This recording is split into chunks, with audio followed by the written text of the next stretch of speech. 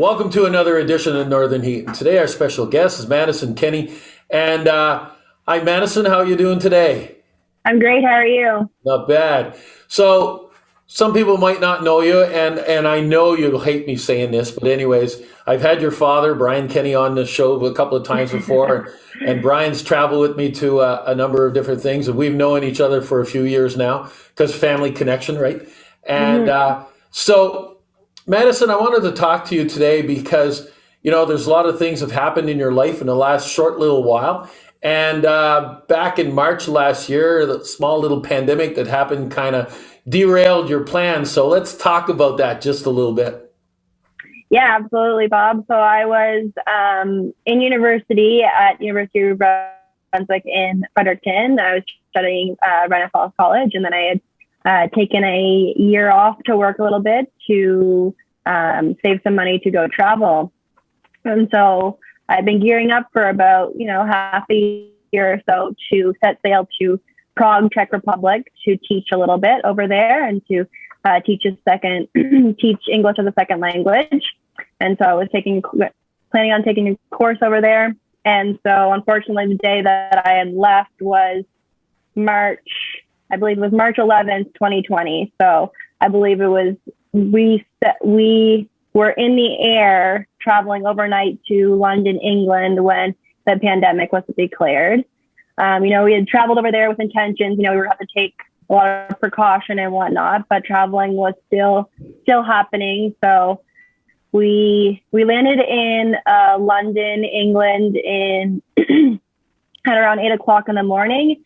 And by 12 o'clock in the afternoon, we were told that we had to turn around to come back to Canada.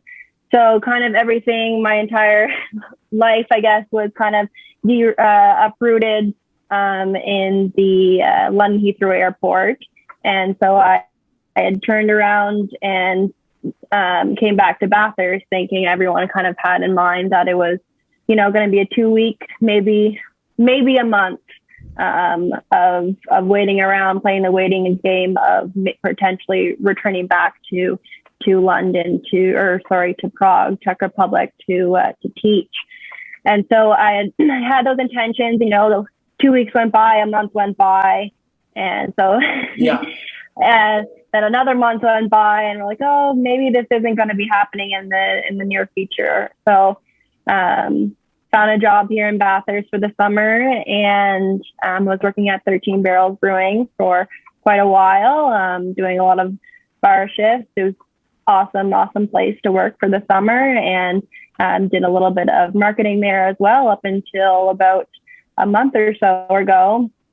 My dad approached me to help him out with a few of his businesses. So I've been kind of working alongside him, which is never done that in my life before, but it's been good so far. So I've been working with him and kind of working at the brewery at the same time, a little bit part-time. So I guess coming home to Bathurst wasn't in the plans, but there's definitely been a lot of advantages coming back, and it's been an awesome year.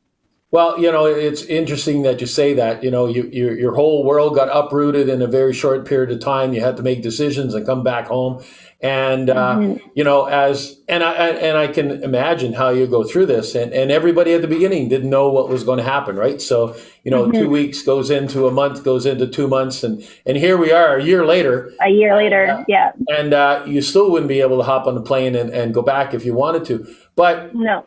one of the things, and you've done a number of things. You found a summer job, and you're absolutely right. It can't be any better sitting on the side of the water, sipping up some freshly brewed beer, and with an awesome view, right? So, and then, you made a major step in your life, and joining your father and the family business, and that's not easy either.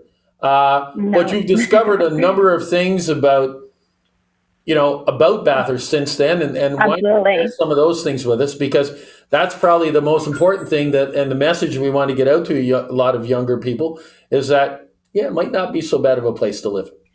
Yeah, so I guess because before university, had the typical mindset of a teenager in Bathurst. Wanted to get out of here as soon as I could. Had an awesome time at Fredericton and explored. Traveled to Europe, traveled to Asia in the summers, and so I got to see a lot of places. But then when you travel and when you're away, you also realize where you're from. And so I came back to Bathurst. I usually only, during the holidays and stuff like that when I was at university. And so this was really coming back to Bathurst from COVID was the only time I've been home for more than, 2 weeks at a time since being a teenager.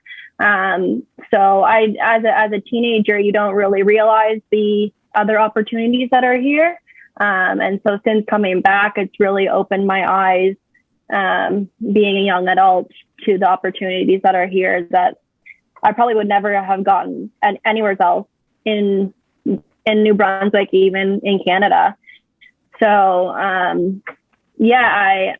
forgot to add in there that I bought a house and I've Well, that's another really interesting thing. You bought a house. You're very, very young. Yeah. And I was reading an article yesterday about a lot of people moving here from Ontario, and that, purchasing a home here and what was written there was 77% lower than a price that they pay in Toronto. So you'd never be able to be a homeowner anyplace else but here.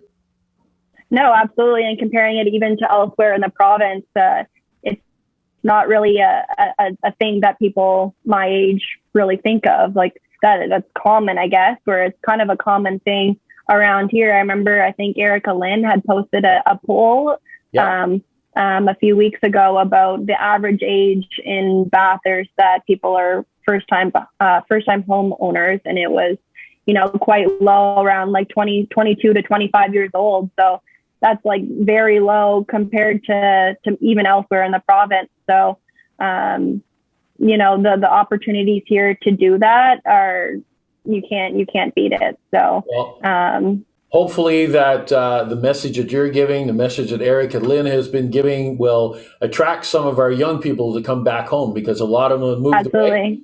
A lot of them were just like, listen, I was just like you too. When I went off to university, I swore I'd never come back to live in Bathurst. And here I am.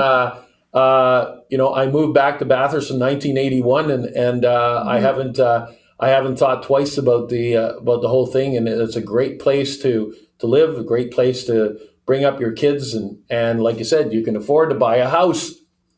And at such a young age, yeah. Yeah. And so, that really ties into another announcement of us being ranked as number 4 in Canada of places to live. So you're reinforcing that fact.